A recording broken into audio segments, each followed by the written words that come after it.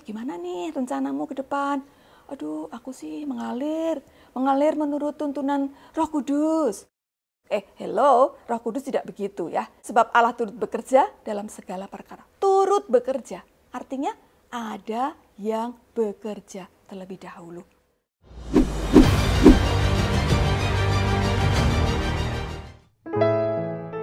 Shalom, murid Kristus semuanya.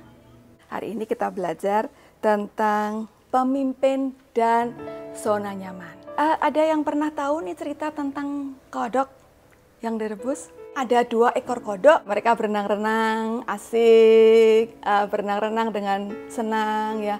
Kemudian dikasih api, di bawahnya kompor gitu.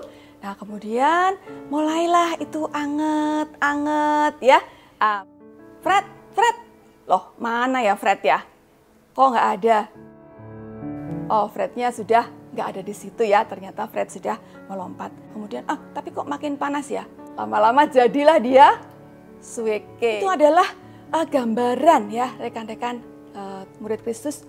Gambaran tentang zona nyaman. Yang kelihatannya zona nyaman itu adalah sesuatu yang enak. Sesuatu yang membuat kita itu tenang, buat kita itu happy, buat kita itu merasa nggak kurang apa-apa di dalamnya itu. Tetapi ternyata zona nyaman itu membahayakan buat kita. Next slide. Oke. Ini ada kata-kata ya, tidak ada pertumbuhan di zona nyaman. Dan tidak ada kenyamanan di zona pertumbuhan. Jadi kita mau pilih mana nih? Mau pilih yang zona nyaman, tapi nggak ada pertumbuhan, atau kita mau bertumbuh meskipun kita merasakan sesuatu yang tidak nyaman. Zona nyaman kalau diamati memang menyenangkan, tetapi itu ternyata hanya sementara.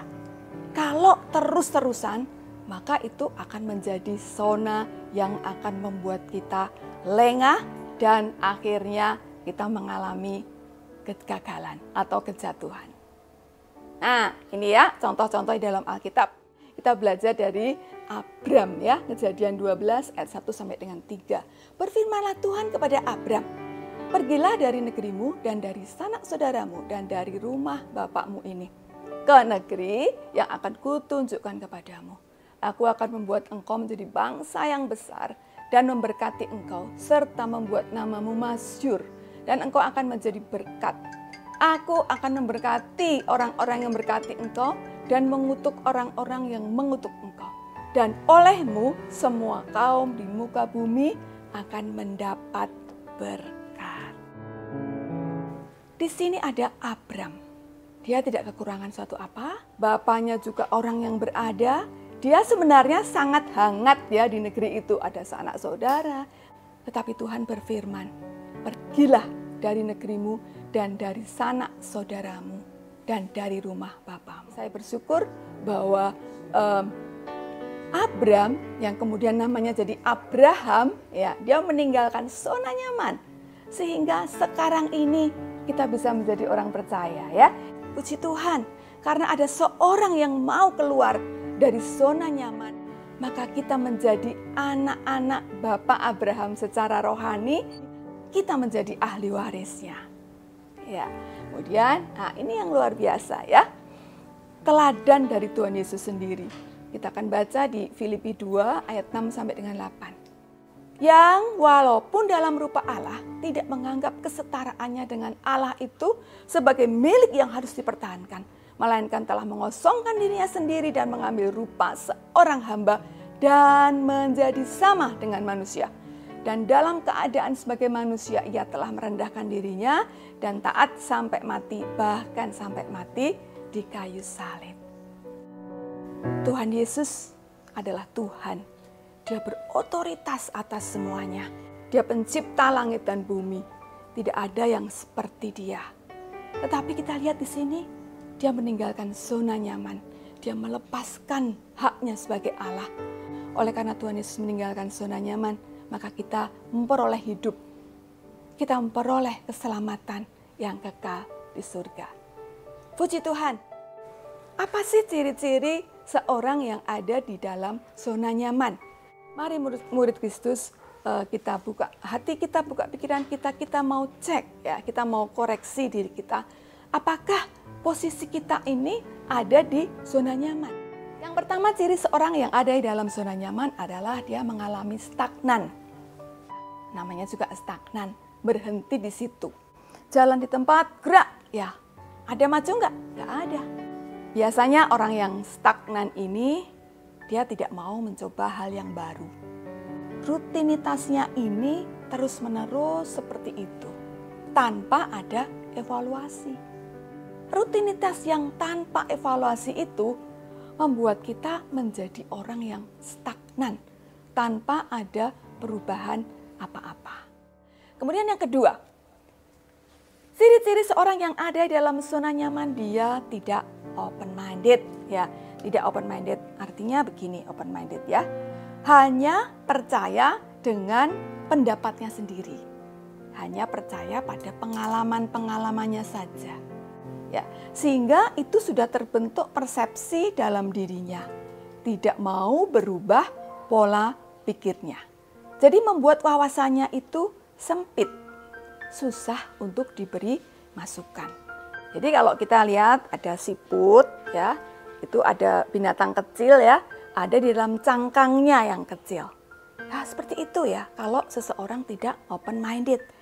Sebenarnya hanya mengetahui hal-hal yang sedikit, tetapi tidak mau terbuka terhadap pendapat-pendapat orang lain. Ya, tidak mau dengar ada saran, tidak mau dengar ada hal-hal yang penting untuk pertumbuhannya. Karena sudah merasa dirinya adalah benar. Saya perlu untuk menyampaikan sesuatu yang penting ya, supaya kita tidak ada di dalam zona nyaman adalah kita mau buka mind kita, buka pikiran kita. Kita mau belajar, tidak berhenti belajar, terus dengarkan informasi. Meskipun informasi itu juga kita filter. Kemudian apalagi puas diri. Udah oke banget. Saya sudah ada di level yang tinggi. Saya udah nggak perlu lagi apa sih belajar seperti itu ya. Murid Kristus, jangan gampang berpuas diri. Jangan takut ada risiko, jangan takut ada perubahan. Kemudian yang keempat, tidak punya visi. Ciri-ciri seorang yang ada dalam zona nyaman adalah tidak punya visi, tidak punya keinginan, tidak punya mimpi, tidak punya tujuan, tidak punya goal. Ya, hidup hanya mengalir. Ya, kelihatannya rohani banget sih. Gimana nih rencanamu ke depan? Aduh, aku sih mengalir menurut tuntunan Roh Kudus. Hello, Roh Kudus tidak begitu ya. Sebab Allah turut bekerja dalam segala perkara. Turut bekerja, artinya ada yang bekerja terlebih dahulu. Kita harus punya tujuan. Kalau tidak punya tujuan, maka kita akan berputar, dan itu akan menjadi zona nyaman. Tidak melangkah-langkah mana-mana. Ya, murid Kristus, ya kita cek. Oke, nah kemudian kita akan belajar lagi apa sih penghalang keluar dari zona nyaman. Yang pertama adalah kubu iblis, ya, kubu iblis. Oke. Kubu iblis adalah kalau kita itu ada di dalam tawanan iblis, ya. Kita dibelenggu, kita dijerat dengan iblis dan kuasanya yang membelenggu kita. Pikiran kita adalah tempat ajang berperangnya antara iblis dan diri kita. Kalau kita membiarkan iblis untuk menguasai pikiran kita, maka kita akan terhalang untuk keluar dari zona nyaman. Kemudian yang kedua adalah takut. Ya, takut. Apa itu takut?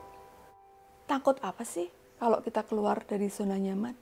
Ya, takut gagal. Jangan-jangan aku ditolak. Jangan-jangan sakit, makin menderita. Jangan-jangan rugi. Jadi penuh keraguan-raguan. Ya, padahal kadang-kadang ketakutan-ketakutan itu bukanlah ketakutan yang nyata. Ketakutan itu kadang-kadang kita sendiri yang membentuk. Belum tentu hal yang seperti itu terjadi. Ya, murid Kristus, lawanlah ketakutan itu. Karena ketakutan itu sungguh-sungguh adalah musuh kalau kita mau keluar dari zona nyaman.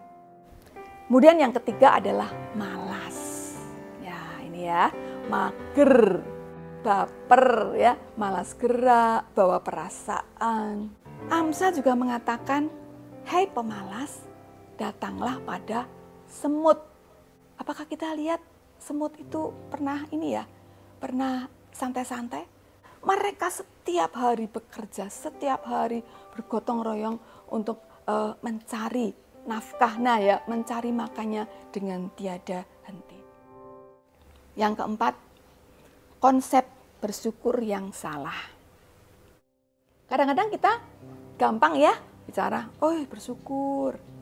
Tapi tolong, bersyukur kita itu apakah bersyukur kita menipu diri sendiri oleh karena sebenarnya tidak puas sesuatu, tapi mulut kita mengatakan bersyukur, atau kita memang mensyukuri sesuatu.